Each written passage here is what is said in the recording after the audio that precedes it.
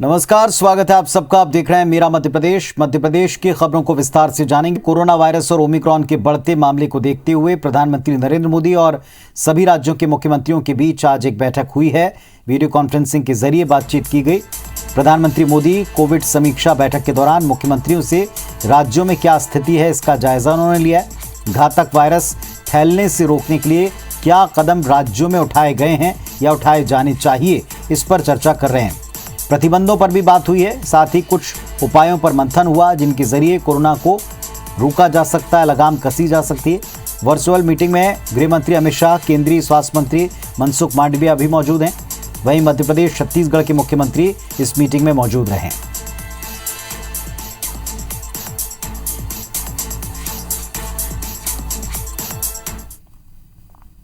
मध्य प्रदेश में मस्जिदों से होने वाली लाउड स्पीकर वाली अजान, इसको लेकर भी सियासत गर्मा गई।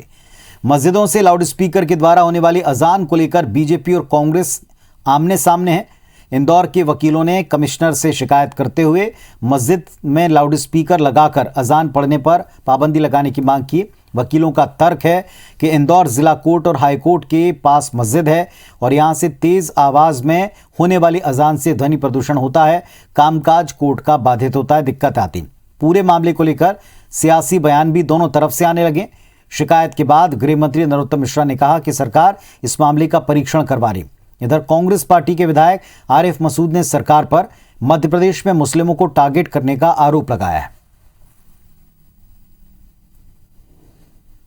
सबसे बड़ी समस्या यही है कि ध्वनि के कारण आज सुबह 6 बजे 5 बजे से ही आदमी चिल्लाने लग जाता है तो पूरा क्षेत्र की जनता उठ जाती है, परेशान हो जाते हैं। पावरफुल भोंगे लगा रखे हैं जिससे कि यहाँ तक काम करने वालों को तकलीफ होती है। ज्ञापन दिया है उन्होंने, ये सही है। मैंने परीक्षण करने के लिए दिया है, उसके बाद ठीक बात हो पाएगी। अधिवक्ता जो हमारे होते हैं वो न्याय दिलाने के लिए होते हैं और सबको न्याय दिलाने के लिए होते हैं, तो उन्हें मैं नहीं समझता कि एक पक्ष के लिए ऐसा माहौल क्रिएट करना चाहिए। तो इससे एक अच्छा मैसेज समाज में और लीगली एक मैसेज अच्छा नहीं जाता। दूसरी बात यह है कि अजान से ना कभी किसी को पहले प्रॉब्लम थी ना आज है। चंद लोग इस तरह से देश में माहौल खराब। और चलिए भोपाल का रुख करेंगे। हमारे सहयोगी सुधीर इस वक्त हमारे साथ में जुड़ रहे हैं। सुधीर, अब लाउड स्पीकर पर अजान पहली बार नहीं जब इस तरह का कोई मसला उठाया गया, लेकिन अब इस मुद्दे पर लगता नहीं दोनों पक्षों को देखकर कि जल्दी शांत होगा। दोनों तरफ से बयान इस पर आने शुरू हो गए। देखिए पुनीत, बयान दोनों तरफ से आना शुरू हुए हैं, पर ये पूरा मामला फिलहाल अगर बात करें तो संभागी जो मजिस्ट्रेट यानी कि संभागी जो कमिश्नर है उनकी अदालत में है। लिहाजा जो शिकायत की गई है इस पूरे मामले पर वो इंदौर के अंदर जो संभाग आयुक्त हैं उनकी कोर्ट में शिकायत की गई है। इससे पहले हमने देखा था कि अजान को लेकर सबसे ज़्यादा विवाद उस समय हुआ था जब देश के जाने माने जो गायक हैं, पार्श्व गायक सोनू निगम, उन्होंने इस बात को लेकर आपत्ति जताई थी कि देर सुबह या देर रात तक जो है अजान की आवाज़ आती है लाउड स्पीकर के माध्यम से और उनकी नींद खराब होती है। इसके बाद में एक नई बहस पूरे देश में छिड़ी थी, जिसके बाद में सुप्रीम कोर्ट की गाइडलाइन का हवाला दिया गया था, जिसमें साफ तौर पर बताया गया था कि रात 10 बजे के बाद और सुबह जो समय है 6 बजे तक का, उसके पहले लाउड स्पीकर पर प्रतिबंध लगाया जाना चाहिए। पर लेकिन चूंकि मामला धार्मिक भावनाओं से जुड़ा हुआ था, लिहाजा इस पूरे मामले पर अलग अलग राज्यों में अलग अलग स्तर पर निर्णय लिए जा रहे हैं। मध्य प्रदेश के अंदर अभी तक इस पूरे मामले पर को लेकर कोई ठोस निर्णय नहीं लिया गया था, पर जो आपत्ति इंदौर में वकीलों ने जताई इस पूरे मामले पर कोर्ट जब भी निर्णय दे वो निर्णय भले ही बाद में आएगा, पर लेकिन सियासत इस पूरे मामले पर गरमाने लगी है। आज सुबह जब इस पूरे मामले पर गृह मंत्री नरोत्तम मिश्रा से सवाल किया गया था तो उन्होंने साफ तौर पर कहा इस पूरे मामले का परीक्षण किया जा रहा है। इस पूरे मामले के परीक्षण के बाद में जो भी वैधानिक कार्रवाई होगी उसको लेकर सरकार आगे कदम बढ़ाएगी। वहीं पर कांग्रेस ने सीधे तौर पर आरोप लगाया है, खासकर कांग्रेस के विधायक आरिफ मसूद ने यह आरोप लगाया है कि वकीलों का काम निष्पक्ष तौर पर पैरवी करना है और अजान को लेकर शुरुआत से लेकर जो बात कही जा रही है उसमें कहीं ना कहीं भेदभाव की बात का आरोप भी आरिफ मसूद ने लगाया। लिहाजा इस पूरे मामले पर सियासत गरमाती हुई नजर आ रही है और फिलहाल यही लगता है कि पुनीत इस पूरे मामले पर कोर्ट जो भी निर्णय दे, पर लेकिन राजनीतिक स्तर पर इस पूरे मामले पर बहस छिड़ी है। लिहाजा ये बहस फिलहाल थमेगी ऐसा बिल्कुल भी नहीं लगता है। पुनीत, बहुत शुक्रिया आपका सुधीर इस जानकारी के लिए, इस बातचीत के लिए। तो जैसा सुधीर बता रहे हैं कि इस मसले पर हालांकि वकील की तरफ से आपत्ति की गई है, लेकिन दोनों पक्ष, सत्ता पक्ष और विपक्ष, अब इस पर बयान दे चले हैं। जल्द ये मामला सुलझेगा ऐसा लगता नहीं है। इधर जबलपुर में बीजेपी सांसद राकेश सिंह के घर एक अहम मीटिंग हुई, जिसमें बीजेपी महासचिव कैलाश विजयवर्गीय, बीजेपी विधायक रमेश मेंदोला, महाधिवक्ता प्रशांत सिंह शामिल हुए। तकरीबन 1.5 घंटे तक एक गोपनीय बैठक हुई। किस बात को लेकर इसमें विचार मंथन हुआ, इस बात का खुलासा अब तक नहीं हो पाया। ये बैठक खत्म होने के बाद मीडिया के सामने बातचीत में कैलाश विजयवर्गीय ने कहा कि बैठक में क्या हुआ वक्त आने पर सब कुछ पता चल जाएगा।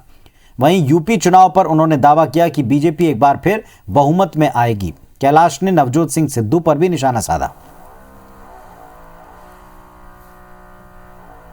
भाई साहब, आज 1.5 घंटे लगभग बैठक चली है सांसद में। जो बताने लायक होगा समय आने पर बता देंगे। मुझे नहीं मालूम है, केवल हम लोगों ने चाय पी। मैंने कहा है पारिवारिक वातावरण में जो बातचीत घर परिवार की बातचीत होती है सामान्य बातचीत है।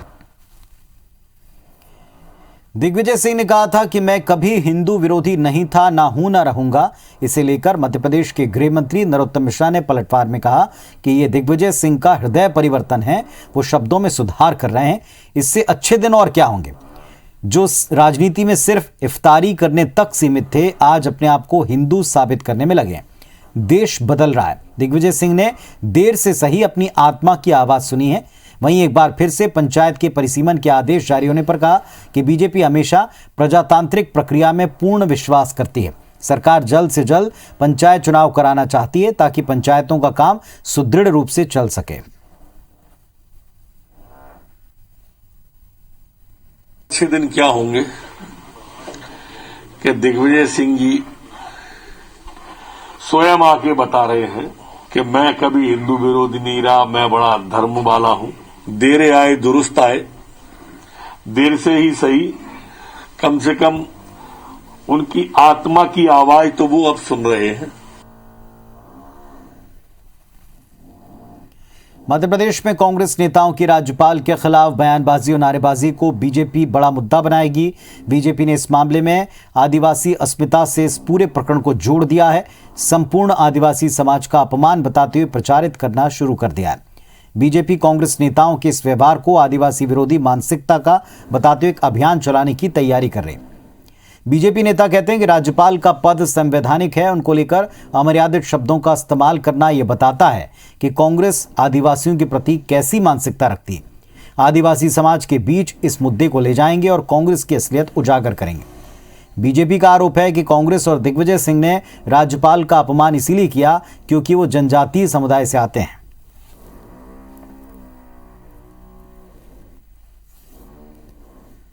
देखिए, कांग्रेस की कथनी और करनी में अंतर होता है। वो आदिवासियों के लिए मगरमच्छ के आंसू तो बहाते हैं, पर जब एक सर्वोच्च पद पर, संवैधानिक पद पर महामहिम राज्यपाल जी हैं, उसके लिए अपशब्द कहना निश्चित रूप से कांग्रेस की जो कल्चर है, कांग्रेस की जो चेहरा है, उन्होंने दिखाया है। ग्वालियर के हजीरा स्थित इंटक मैदान में विस्थापित सब्जी मंडी का एक नज़ारा देखकर लोग तब हैरान रह गए जब मंत्री प्रद्युम्न सिंह तोमर के गाल पर एक बुजुर्ग महिला तमाचे जड़ने लगी।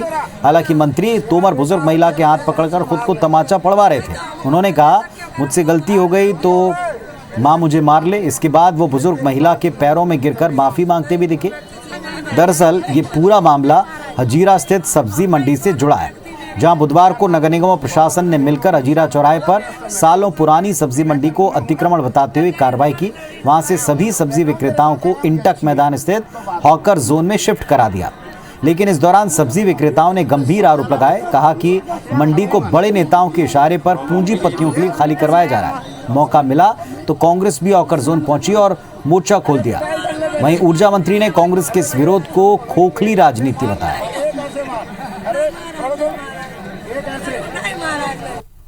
सौदा मेरी पूरी फेंक दी और ठेला वहां दा दिया मेरा पूरा, और मेरा आता 3-4 हजार का मेरा नुकसान पूरा फेंक दी। उन्हीं ने कह बड़ी वो आई, अभी तुझे ले जाओ, हाथ पकड़ के मुझे ले जा रहा है। हाँ, मारपीट करी मेरी। दो लेडीज थी। माँ से मैंने पूछा अगर गलती हुई है तो थोड़ा सा इस बेटे को पीट ले। लोगों की दुआएं, आज मैं यहाँ खड़ा हूँ तो लोगों की दुआ के कारण खड़ा हूँ। क्या हजीरे पे थे तो हजीरे पे ही स्थापित किए गए हैं। जनहित में फैसला लिया गया है और उनके साथ बैठ कर के बात हुई है। इसलिए कांग्रेस के पास कोई मुद्दा नहीं, तो मुद्दा भी कांग्रेस कुछ तो करेगी ना। उत्तर प्रदेश में कांग्रेस का अभियान लड़की हूं लड़ सकती हूं को देखते हुए मध्य प्रदेश कांग्रेस इसे मध्य प्रदेश में भी चलाएगी। इसकी शुरुआत 14 जनवरी को मकर संक्रांति से एक साथ सभी जिला मुख्यालयों पर की जाएगी।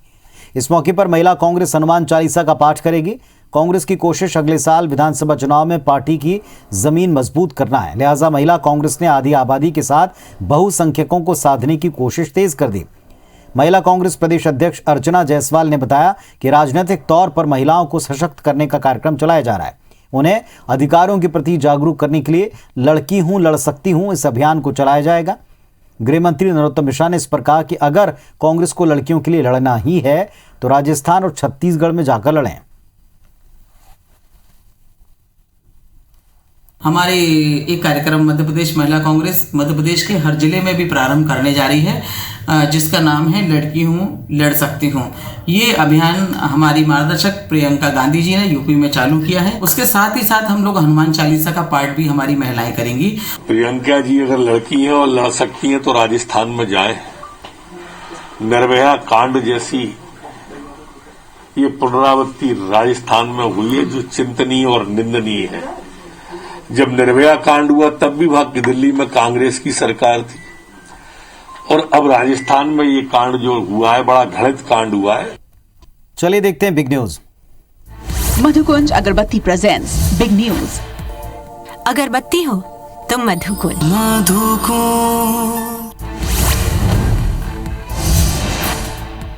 यूपी विधानसभा चुनाव को लेकर दिल्ली में बीजेपी की केंद्रीय चुनाव समिति की बैठक में सीट बंटवारे पर सहमति बन गई। चर्चा है कि बैठक में अपना दल और निषाद पार्टी दोनों को 15 से 17 सीटें देने पर सहमति बनी है।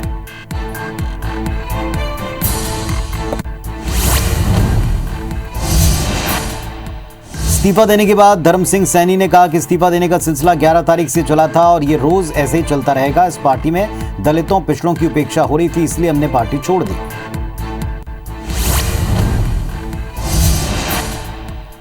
कोरोना समीक्षा बैठक के बाद प्रधानमंत्री मोदी ने कहा कि 100 साल की सबसे बड़ी महामारी से भारत की लड़ाई अब तीसरे साल में प्रवेश कर चुकी है। मेहनत हमारा एकमात्र पथ है, विजय एकमात्र विकल्प।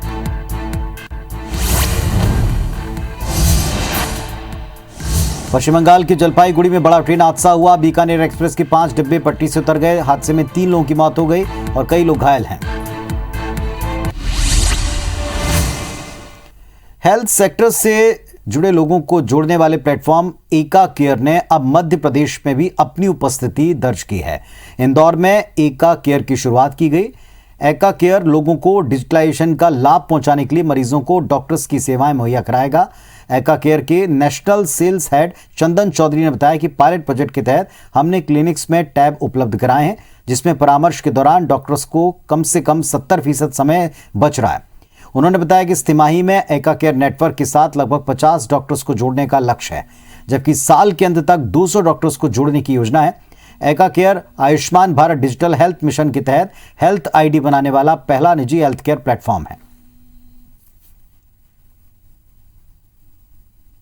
एका केयर एक टेक और एआई इनेबल्ड प्लेटफॉर्म है जो कि ना सिर्फ डॉक्टर्स की ओपीडी संबंधित सभी पहलुओं को मैनेज करता है, संभालता है, बल्कि डॉक्टरों को उनके मरीजों या मरीजों के परिवार वालों के करीब भी रखता है।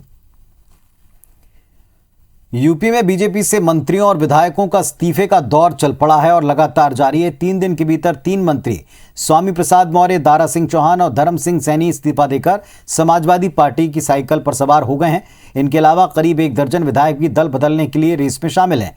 धड़ाधड़ हो रहे इस्तीफे के बाद स्वामी प्रसाद मौर्य ने दावा किया कि कल वो मंत्रियों और विधायकों के साथ नई पार्टी में जाएंगे। माना जा रहा है कि ये सभी मंत्री और विधायक समाजवादी पार्टी का हिस्सा बन रहे हैं। वहीं एक और मंत्री धर्म सिंह सैनी ने कहा कि 20 जनवरी तक हर दिन 1 मंत्री और 4-5 विधायक इस्तीफा देंगे। बीजेपी खेमे में लगातार बैठकों का दौर जारी है। दिल्ली में बीजेपी की केंद्रीय चुनाव समिति की मीटिंग हुई। प्रधानमंत्री और गृह मंत्री के साथ साथ सीएम योगी आदित्यनाथ भी इसमें शामिल हुए। माना जा रहा है 172 सीटों पर नाम तय कर लिए गए। कहा यह भी जा रहा है कि योगी आदित्यनाथ का अयोध्या से चुनाव लड़ना लगभग तय हो चुका है।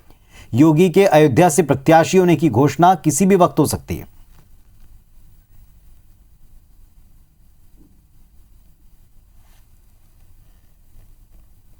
कल की वो शुभ मुहूर्त जब मेरी घोषणा होगी तब वहां पर जनसैलाब, हुजूम, समर्थकों की भारी भीड़, विधायकों, मंत्रियों, कहा समाजवादी पार्टी में जो इस्तीफा दे के आएंगे, स्वाभाविक रूप से ऐसे नाग रूपी आरएसएस और सांप रूपी भाजपा को स्वामी रूपी नेवला उत्तर प्रदेश की धरती से खत्म करके ही दम लेगा। आप भी स्वामी प्रसाद मौर्य के साथ जाएंगे? हाँ, स्वामी प्रसाद मौर्य जी के साथ जाऊंगा और इस्तीफा इसलिए दिया है कि 5 वर्ष जिस तरीके से दलितों पिछड़ों का शोषण होता रहा है और उनकी आवाज को दबाया जाता रहा है, इसी तरह रोज एक मंत्री 20 तारीख तक प्रतिदिन एक मंत्री, 3-4 विधायक रोज इस्तीफा देंगे। पूरी केंद्रीय चुनाव समिति मौजूद रही और आज की इस बैठक के माध्यम से जो 172 सीटों को लेकर चर्चा हुई बहुत सार्थक हुई और भारतीय जनता पार्टी शानदार विजय, जैसी विजय हमने 2017 में प्राप्त की थी उससे भी शानदार विजय हम 2022 में प्राप्त करेंगे। कुछ लोगों को बहुत गलतफहमी हो जाती है, उनको ये बात समझ में नहीं आती कि जमीन की हकीकत क्या है, उत्तर प्रदेश के खेतों की, खलिहानों की, चौकों की, चौराहों की क्या हकीकत है। वहां पर जो है वो भारतीय जनता पार्टी का काम बोल रहा है और जो मैं बार बार कहता हूं 3B ब्रदरहुड में आजकल बेचैनी है। 3B ब्रदरहुड जो है वो बेईमानों का है, बाहुबलियों का है, बलवाइयों का है। तो इस बुलेटिन में फिलहाल इतना ही। खबरों और अपडेट्स के लिए आप देखते रहें IBC 24। नमस्कार।